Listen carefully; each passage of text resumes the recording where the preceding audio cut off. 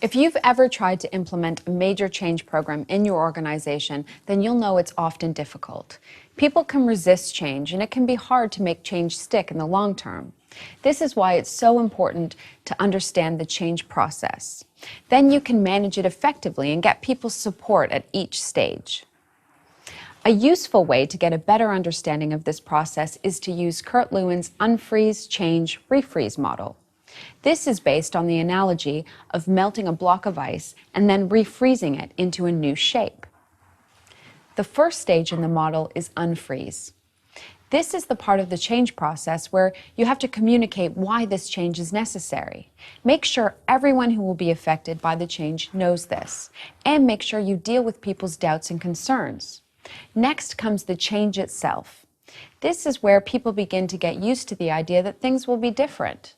Keep communicating how the change will benefit the people involved so they continue to support it.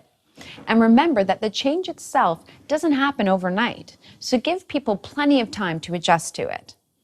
The last stage in Lewin's model is refreeze. This is when the change is set in place and becomes part of your organization's culture. In this last stage, make sure people have the training and support they need to stay on the right track.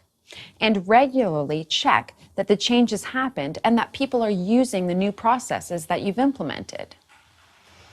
It's also important that you celebrate everyone's hard work in making the change a success. This helps people find closure, and it helps them believe that future changes will also be successful. Now, read the article that accompanies this video and learn more about the strategies you can use at each stage of the process.